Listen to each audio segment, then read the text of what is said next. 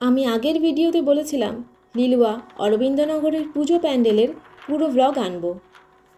এই ভিডিওতে কিভাবে আসবেন থেকে শুরু করে কিভাবে একটি ইউনিক বিষয়বস্তুকে প্রতিমা এবং প্যান্ডেলের মাধ্যমে তুলে ধরার চেষ্টা করেছেন শিল্পীরা, সেই সবটাই দেখতে পারবেন।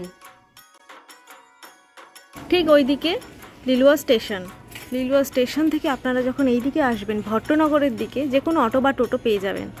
এইটা হলো অরবিন্দনগর প্রাইমারি স্কুল, আর পাশে অরবিন্দনগর ক্লাব। সেই ক্লাবেই কিন্তু পুজোটা হচ্ছে। উদ্বোধন হয়েছে চতুর্থীতে।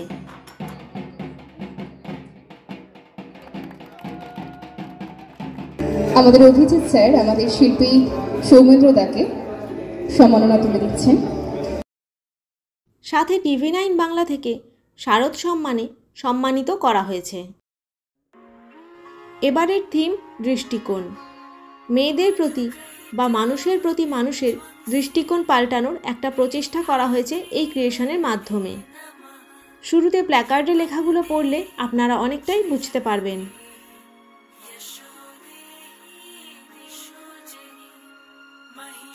বর্তমান সমাজে মেয়েদের পরিস্থিতি, অবস্থান এবং সমাজ যেভাবে ভুল পথে চালিত হচ্ছে, সেইটি হলো এখানকার মূল বিষয়বস্তু।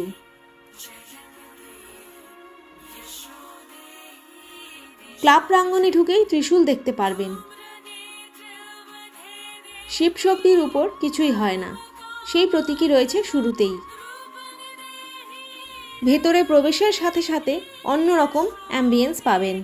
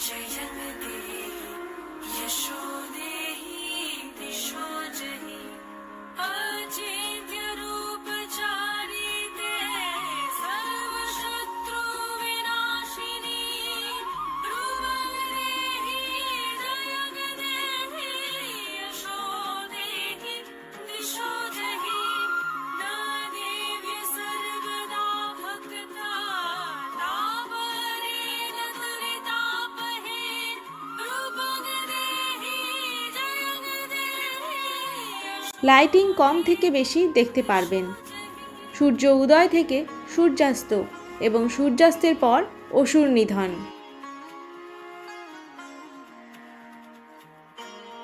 মেয়েরা আজ দিনের আলো নিভলে রাস্তায় বেরোতে ভয় পান, কিন্তু দেবী দুর্গা অসুর নিধন সূর্যাস্তের পরই করেছিলেন। সেটি পোট্রে করার চেষ্টা করা হয়েছে। সমাজের সব স্তরের মেয়েদের মধ্যে দুর্গা রয়েছে, সেটি আমরা ভুলে যাই। সেটিও এই ক্রিয়েশনের মাধ্যমে দেখানো হয়েছে। ইন্ডিয়ান ক্লাসিক্যালের শুরু শিব শক্তির মাধ্যমেই। সব আইডলদের পোশাক, গয়না সবই ইন্ডিয়ান ক্লাসিক্যাল ফর্মে করা হয়েছে। পদ্মকে ঊর্জা বা পজিটিভ এনার্জি রূপে রিপ্রেজেন্ট করা হয়েছে। লক্ষ্মী, সরস্বতী, কার্তিক, গণেশ এনাদের বাহনকেও অন্যভাবে সাজিয়ে সমাজের দৃষ্টিকোণ বদলানোর চেষ্টা করা হয়েছে। দর্শকদের নিশ্চয়ই এই ভিডিওটা ভালো লাগবে। আপনারা আসুন, দেখে যান এবং ভিডিওটা সবার সাথে শেয়ারও করুন।